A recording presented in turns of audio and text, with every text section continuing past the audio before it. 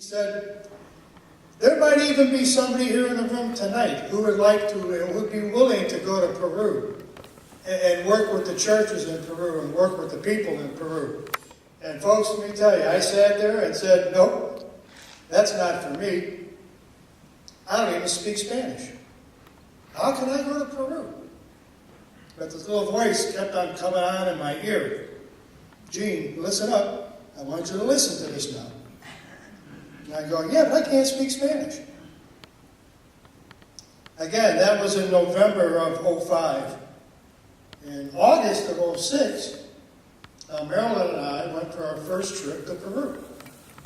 And to show you that God does have a sense of humor, the first 2 years we went to Peru, our ministry was to work with the local churches who were planting other churches.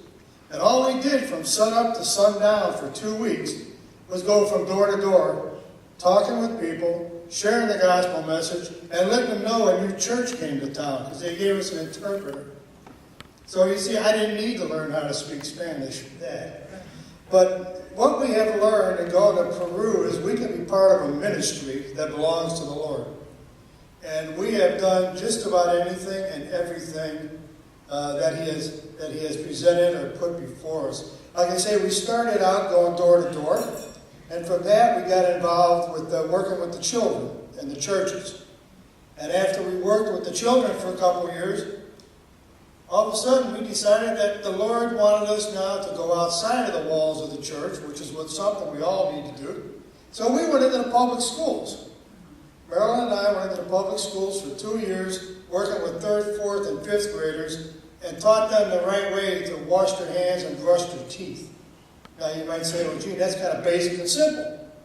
It is, unless you've never seen a bar of soap and you don't know what a toothbrush is. So the same hands that you play in the dirty streets with, you pick your food up and you eat it. And when you get done, you take your finger and you put it in your mouth and get out between your teeth.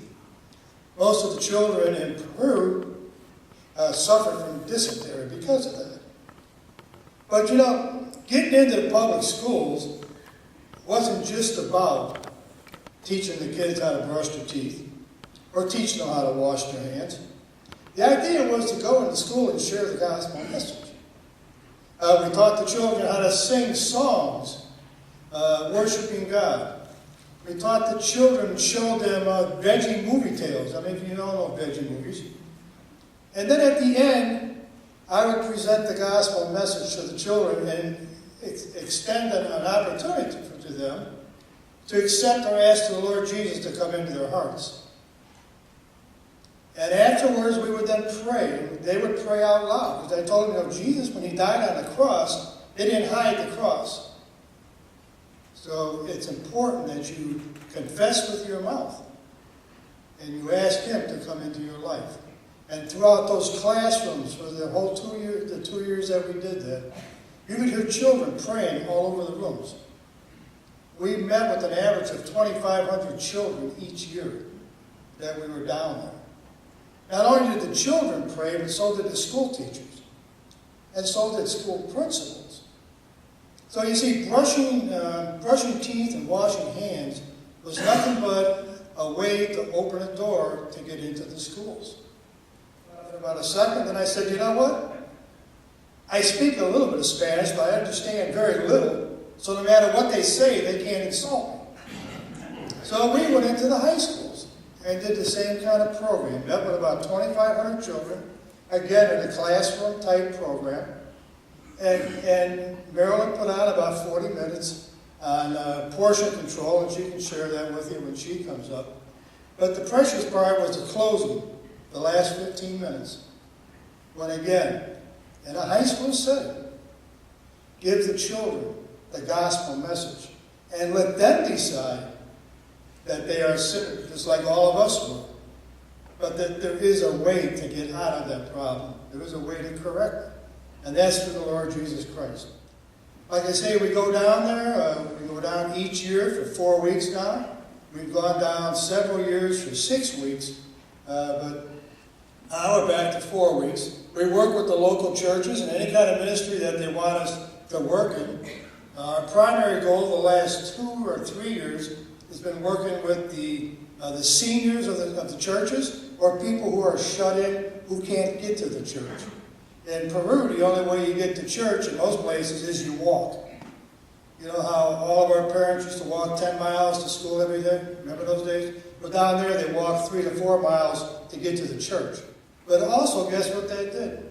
It gave us an opportunity again to share the gospel message with the neighbors, the relatives, and on it goes. And every home we went into, again, people said they had a need. And Fred said to me one time, he said, Gene, you always keep on saying, if people want to go, that all they need to do is call you and you'll find something for everybody to do. I said, yeah, I think I've said that. He said, what would you do with me? And I said, well, what do you mean? Well, what can I do? I thought for a few minutes, and I thought, you know, Fred, there's a large Baptist seminary in Trujillo. Probably has 30, maybe 40 students. They turn out maybe 10 to 12 pastors a year. They go into these new churches that are starting up in Peru. I said, Fred, they would love to have you come down and teach in the seminary for 2 weeks. I said, you could even do it for a month or a year. It'll take you for however long you want to go. He said, what would I teach? I said, whatever you want to teach, Fred. So Fred's going to go down there, spend 2 weeks in Trujillo, and he's going to teach from the book of Romans. Because Fred has a real desire, and he also says, Gene, I believe there's a spiritual awakening coming in the world today, and I believe it's going to start in South America. So he says, I want to be where that awakening's coming from. So pray for Fred again with his surgery. Also pray that his healing takes place, and come August that he can go to Peru with us. They are looking forward to Fred coming. In fact, today they are praying for Fred, praying for his surgery, that he'll heal and be able to come down and share in the ministry. Like I said, we have been working with the older people now, and there is a lot of diabetes and high blood pressure and stuff like that. So I take a blood pressure cuff, I take an otoscope looking in their ears, I take my stethoscope listening to their lungs, thermometer, just the basic things, okay?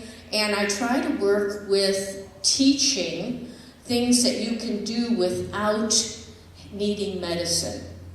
How you can fix your diet and everything to help lower that incidence of whatever's ailing you. Now, one of the things with the diabetic on portion control,